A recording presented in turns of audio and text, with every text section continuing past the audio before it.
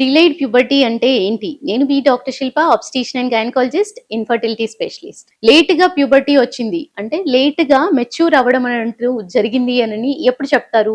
14 సంవత్సరాల వయసు వరకి కూడా సెకండరీ సెక్షువల్ క్యారెక్టర్స్ అంటే బ్రెస్ట్ డెవలప్‌మెంట్ కానియండి, ఫిజికల్ హైట్, వెయిట్ సరిగ్గా రాకపోవడము, లేదా హెయిర్ ప్యాటర్న్ చేంజెస్ అనేది ఏదైతే జనరల్లీ రావాలో అది 14 సంవత్సరాల వయసు వరకి రానప్పుడు లేట్‌గా ప్యూబర్టీ అటైన్ అయింది అని చెప్పడం జరుగుతుంది.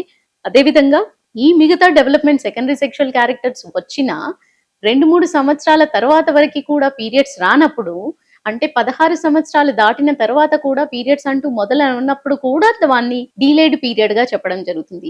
ఈ డీలేడ్ పీరియడ్స్ కి కారణాలేంటి?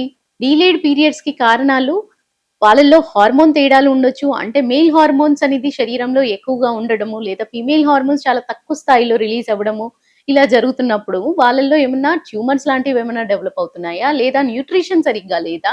లేదా వాళ్ళు ఏమన్నా సైకలాజికల్లీ ఏమైనా ప్రాబ్లమ్ ఫేస్ చేస్తున్నారా? ఇవి తెలుసుకోవాలి.